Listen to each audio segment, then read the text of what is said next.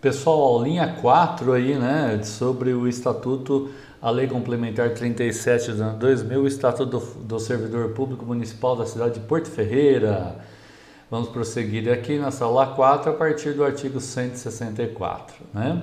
Assista a aula 3, que é a continuação dela.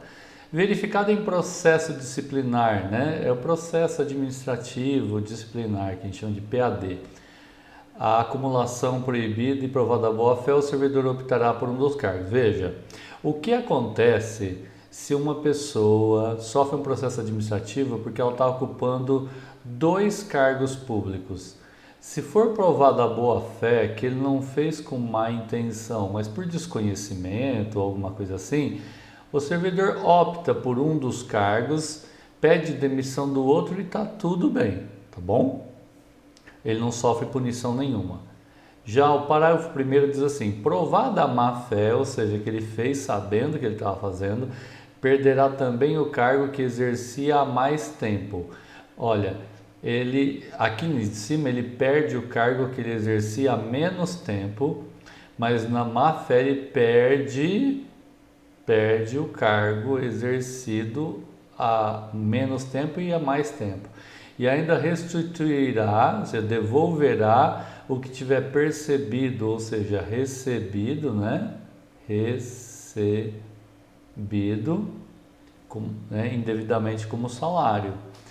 Parágrafo 2º. Na hipótese do parágrafo anterior, sendo um dos cargos emprego ou função exercida em outro órgão ou entidade, a demissão lhe será comunicada.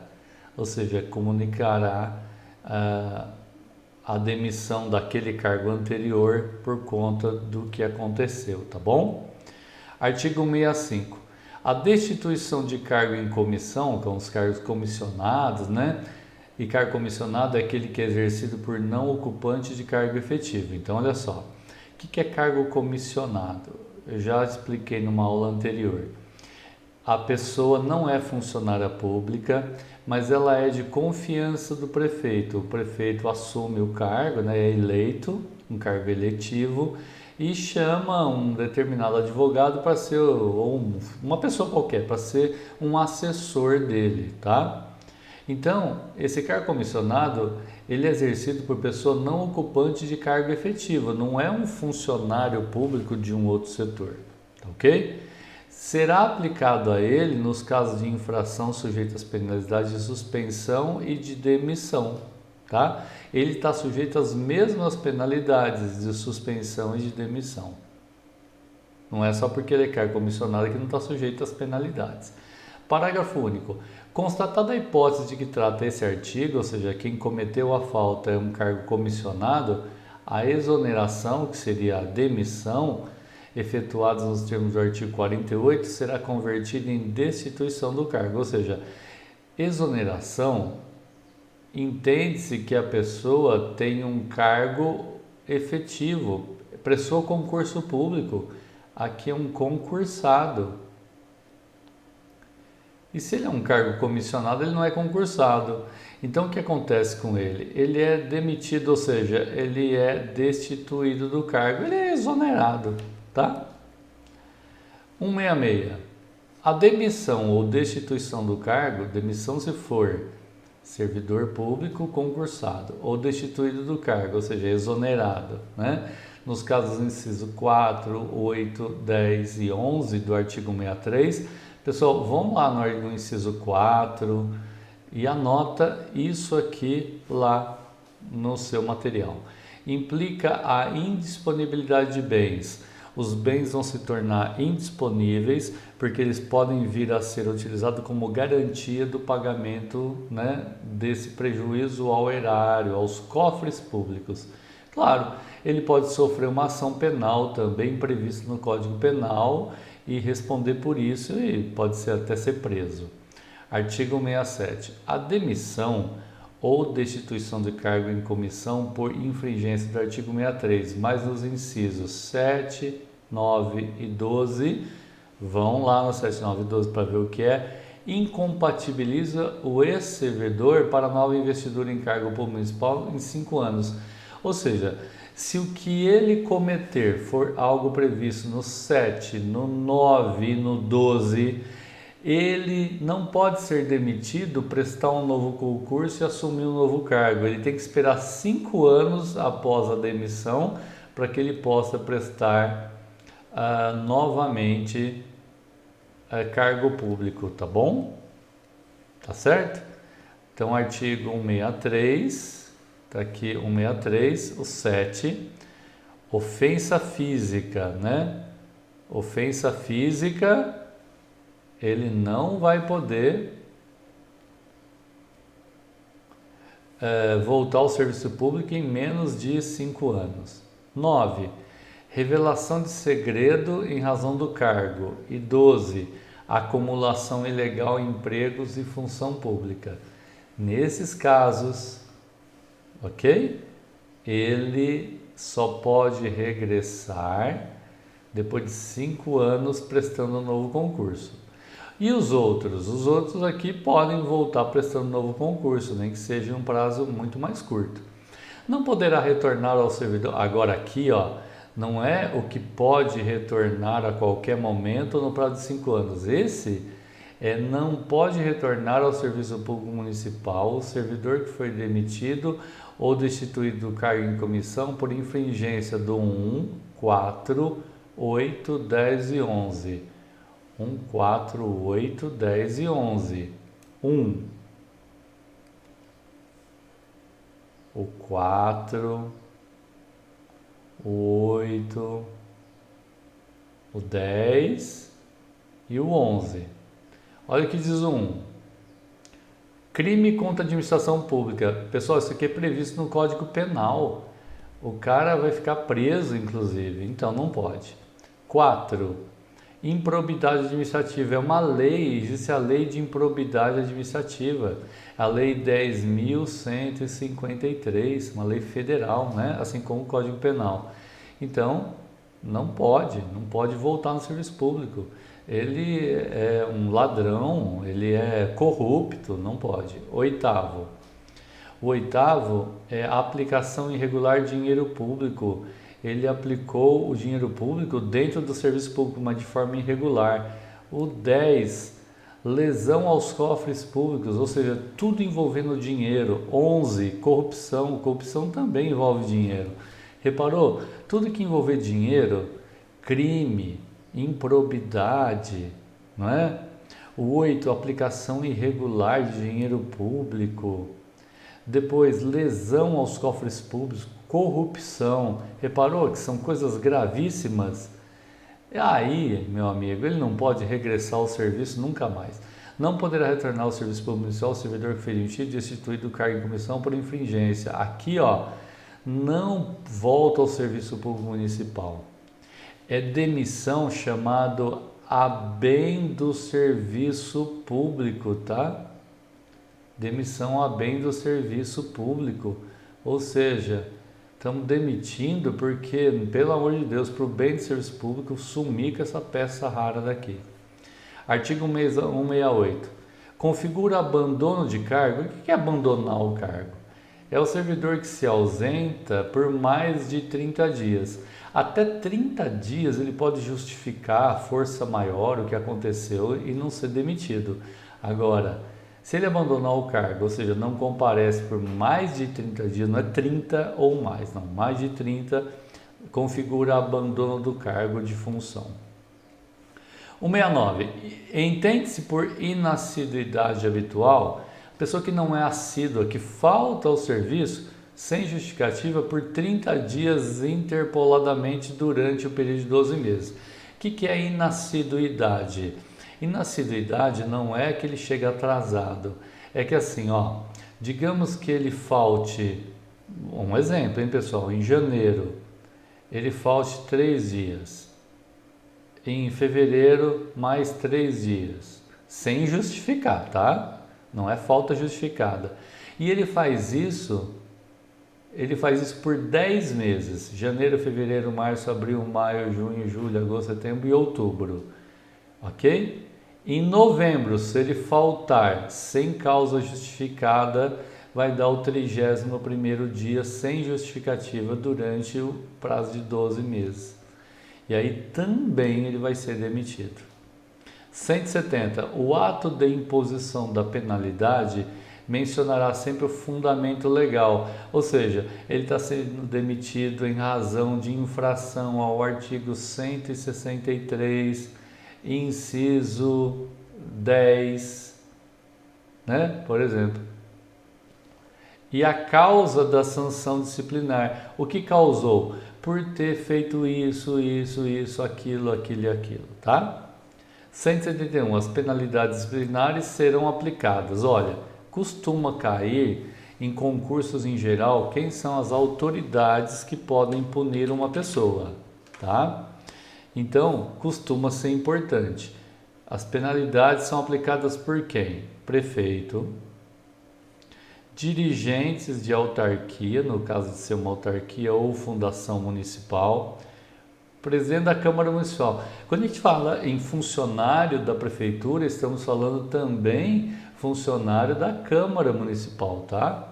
Quando se tratar de demissão e de cassação de aposentadoria ou de cassação de disponibilidade de servidor vinculado ao poder ou órgão ou entidade. Demissão, pessoal, só o prefeito. Demissão ou cassação de aposentadoria, né, e disponibilidade. Cassação de aposentadoria é como que demitir ele. Cassação da indisponibilidade também. Só o prefeito, só o dirigente da autarquia e fundação, só o presidente da Câmara Municipal. Ou seja, só o topo da cadeia alimentar, né, pessoal? Prefeito, né? O dirigente da autarquia e fundação e o presidente da Câmara. É o topo da cadeia alimentar.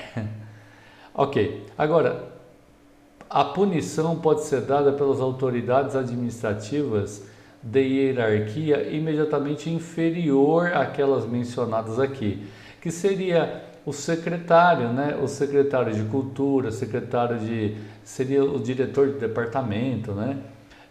Mencionados nos incisos anteriores, se tratar de suspensão superior a 30 dias.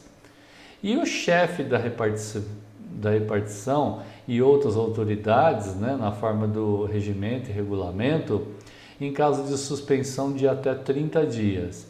E a autoridade que tiver feito a nomeação quando se tratar de destituição de cargo em comissão.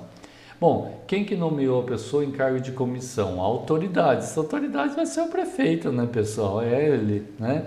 Então, só quem pode destituir o cargo de uma nomeação, cargo comissionado, é quem deu aquele cargo comissionado.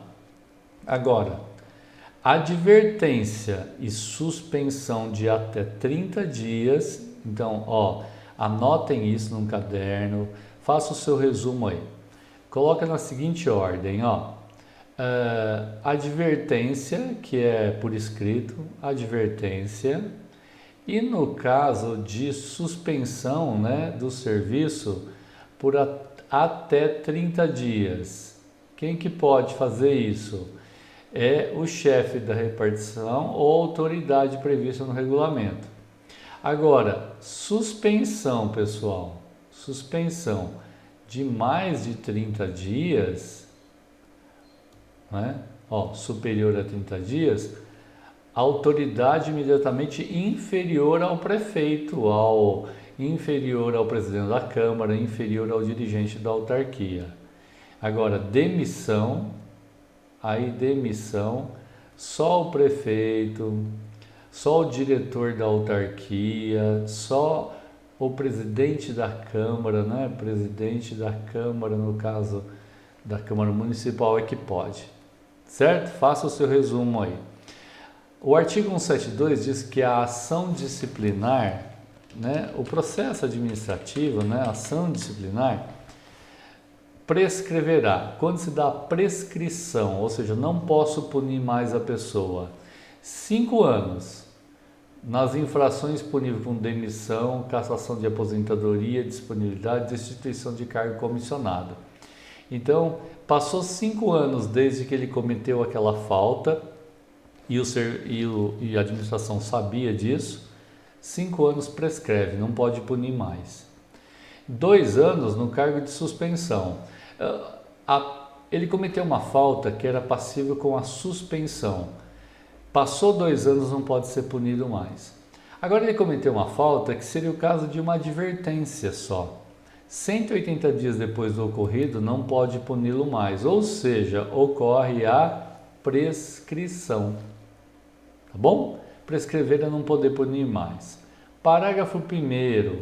O prazo de prescrição começa a correr da data em que o fato se tornou conhecido e não da data em que ele cometeu aquela infração.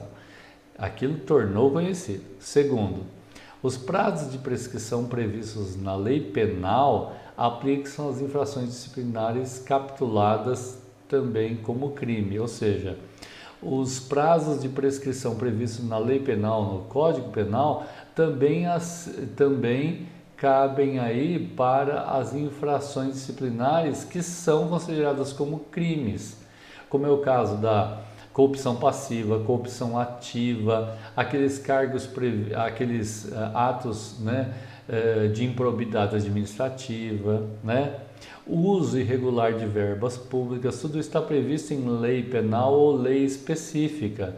E aí então a prescrição não vai ser essa prevista aqui, mas aquilo que está no Código Penal e na lei específica, tá bom? Espero que vocês tenham entendido aí, né? A abertura de sindicância, pessoal, é para apurar coisas menos graves.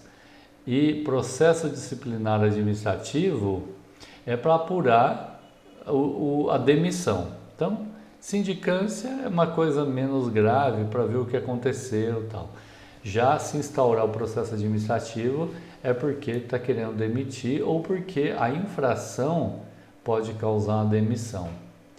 Quarto, interrompido o curso de prescrição, ou seja, a prescrição estava correndo, acontecendo, foi interrompida por alguma razão. O prazo começa a correr a partir do dia em que cessar a interrupção. Lembra que às vezes interrompe a prescrição, a prescrição ocorre em 120 dias, certo? Ou melhor, 180 dias.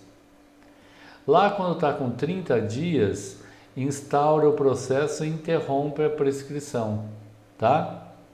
E aí vai ter ainda mais 120 dias de prescrição que só vão correr quando cessar a interrupção, tá bom? Espero que vocês tenham entendido aí. Bom, na próxima aulinha eu falo para vocês do processo administrativo, né? Como que se dá o processo, a sindicância, o arquivamento, enfim. É coisa bem processual mesmo, né? Afastamento preventivo, do processo disciplinar, né? Do inquérito, como que acontece o inquérito administrativo, como que é o julgamento, a revisão do processo e depois a seguridade do servidor público, né? A quem a segurança, né? Seria quais são os benefícios de segurança social que o servidor tem protegidos pelo estatuto, né? Estatuto vai proteger. Mas esse é assunto para outra aula, tá certo? É isso então, ficamos por aqui. Um abraço para vocês. Continuem estudando. Bye bye.